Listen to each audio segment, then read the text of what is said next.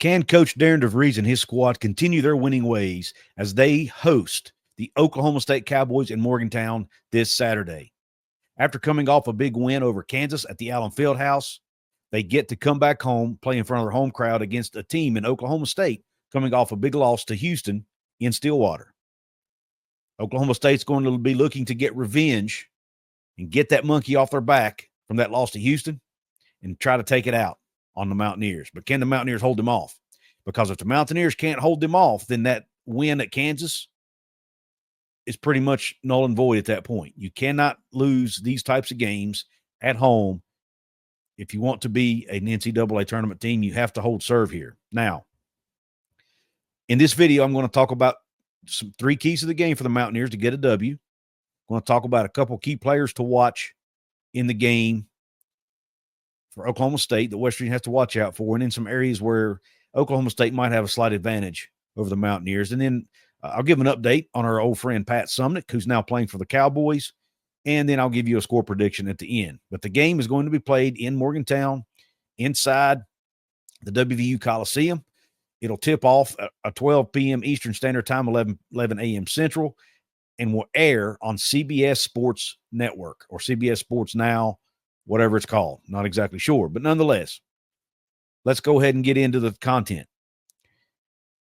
The 3 keys, the first key to the game for Mountaineers to pull off a W is taking care of the basketball. The one area where Oklahoma State could potentially trip up West Virginia, or one of the areas, is turnovers.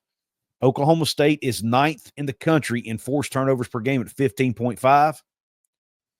They're also very good and one of the tops in the country in steals per game, getting 9.3 steals per game. So that's one area West Virginia has to do a good job of, is taking care of the basketball. Now, they did that against Kansas. I think they only turned it over like 6 or 8 times, something like that, but it was a very good number. Can they do that again against Oklahoma State? Yet to be determined, but they will need to do that, because what Oklahoma State likes to do, Oklahoma State does not shoot the ball well at all. They're not a good shooting team.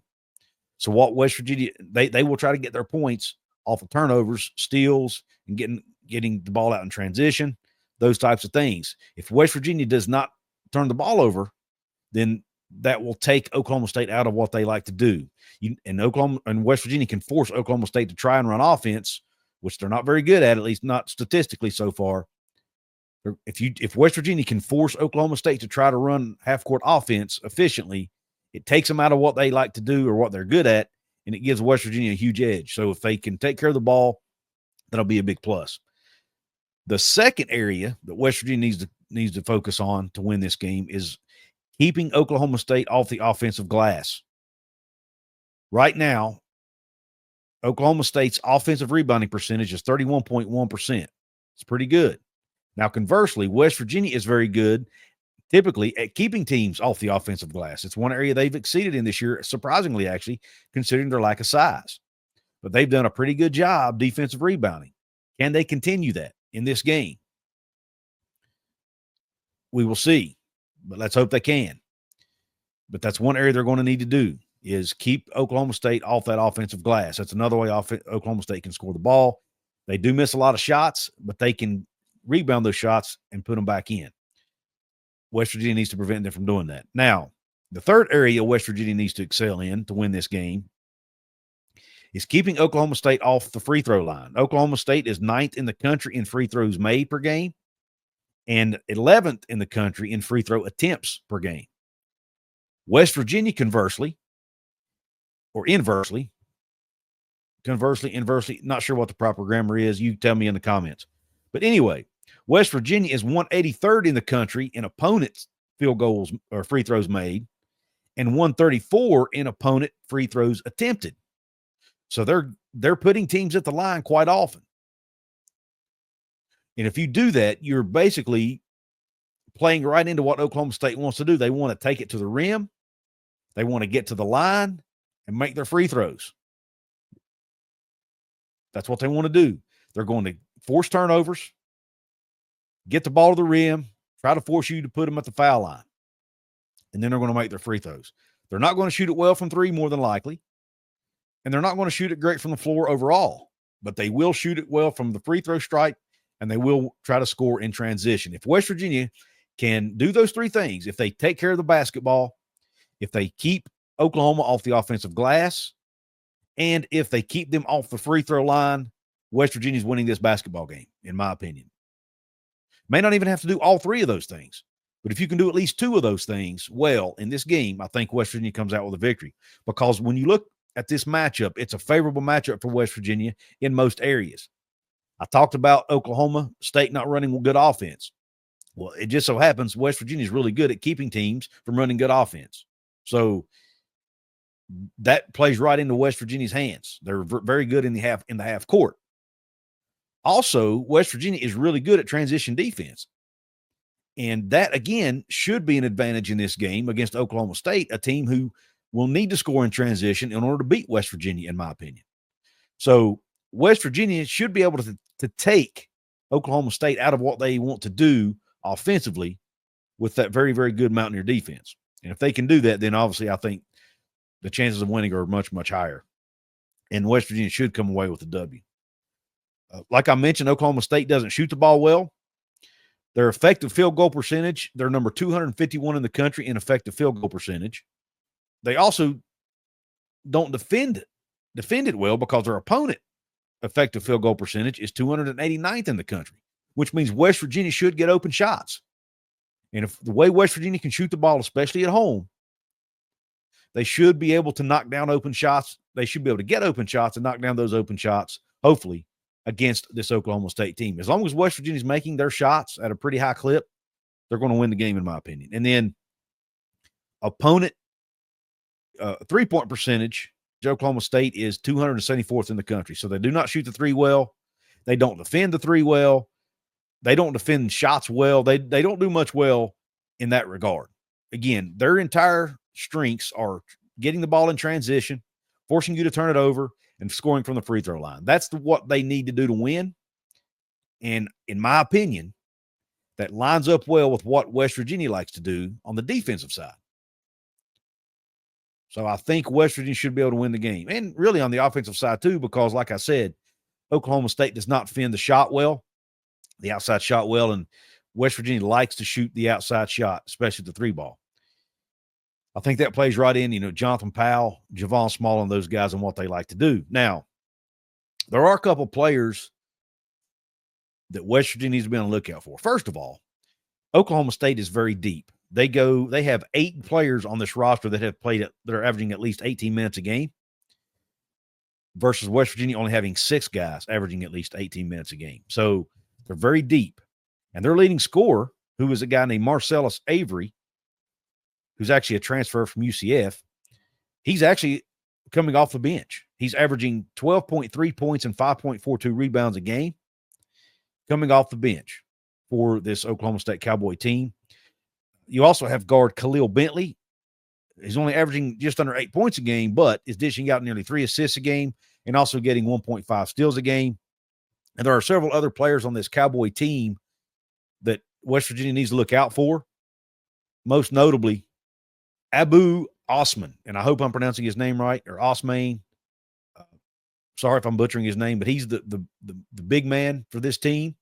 He's averaging 22.5 minutes a game, averaging 11.5 points a game, and averaging 5.45 rebounds a game. He's a 6'10" forward.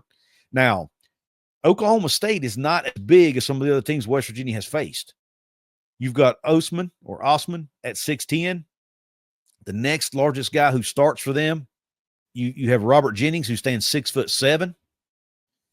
And if Eduardo Andre is the starter in the game, then he will match up well with Osman from Oklahoma State. And even if Hansberry plays at 6'8", he should be able to match up okay with Osman in the middle. Now, and Brandon Newman is another player that gets a lot of minutes for this Cowboy team. I forgot to mention him. He stands 6'5". So they are not huge. Khalil Bentley, the guard, is only 6'1". And then their leading scorer, Avery, who I mentioned coming off the bench, is 6'8". He is taller. So you've got Avery at 6'8", Osman at 6'10". Those are the primary guys you need to look out for from a size perspective for that Cowboy squad. But again, it doesn't scare me. I mean, they just beat Kansas, who had 2 7-footers that played a lot of minutes. namely Hunter Dickinson, who stands 7'2", and they were able to contain him, hold him to 10 points. So I'm not that worried about any size discrepancies for Oklahoma State. And I actually like West Virginia's chances. I think West Virginia has a size advantage on the perimeter, especially with their length. They can really, really disrupt things with the length on the perimeter in the backcourt here, with Sincere Harris, with Javon Small, even with Jonathan Powell when he's in the game. Those guys should be able Toby Oconee, can't forget about him. Those guys are really long. They're really active with their hands, and they should be able to disrupt things for this Oklahoma State offense. So I like that advantage for the Mountaineers here. Now, our good friend Pat Suemnick, former West Virginia Mountaineer. We all loved Pat Suemnick last year. I have nothing but positive things to say about him. With the coaching change at West Virginia, I guess he decided it was best for him not to stay. And who knows, maybe he wasn't even given the opportunity to stay. I don't know. But nonetheless, what's the update on our good friend Pat Suemnick, who's now playing at Oklahoma State? He's averaging 11.18 minutes a game, averaging 2.64 points a game, 1.73 rebounds a game. So those are their statistics for Pat Suemnick, courtesy of TeamRankings.com. Thank them for these stats. Score prediction. West Virginia was holding their opponents to less than 65 points a game. Oklahoma State's averaging right around, I think, 76 a game. But I like West Virginia's defense in this game. I think West Virginia's defense is going to be able to limit what Oklahoma State likes to do. I don't think Oklahoma State gets to that number that they are averaging, that 75, 76 range. I don't think they get there against West Virginia. I think West Virginia holds them under 70 here, and I think that plays into what West Virginia wants to do. So I like the Mountaineers in this game, especially at home. I don't know the injury status of DeVries or Hansberry or Jaden Stone. Coach DeVries is not releasing any of that information in his press conferences. So your guess is as good as mine there. But at the end of the day, whether those guys play or not, I like the Mountaineers. I like their defense against this Oklahoma State offense. I think they'll be able to limit them. I think their strengths play well into Oklahoma State strengths. So I like it. I like this matchup for the Mountaineers, especially in Morgantown. I think West Virginia wins the game by at least 8 points. I'm going to go West Virginia 72, Oklahoma State 64. 72-64, West Virginia gets it done in Morgantown against the Cowboys of Oklahoma State. What is your score prediction for this game? Let me know in the comments section. I want to know your opinion. Please drop it below. Please be sure to like the video. Give me that thumbs up if you liked it. Please subscribe to the channel here at Hoops from the Hills. I'm getting closer and closer to the 2,000 subs. Obviously, you guys, most of you probably know me from Couz's Corner, my football channel. If you haven't subscribed over there, please do so. I'm on my way to 10K over on that channel, getting really, really close to having 9,000. I'm less than 100 away from 9,000, which obviously gets me much closer to that 10,000 subscriber mark. So please go over there, subscribe if you haven't. It's Couz's Corner. I'll cover West Virginia football, cover some across the Big 12, and, of course, conference realignment as well. So come check me out there. Thanks again for tuning in. I hope you enjoyed the show. I'm done.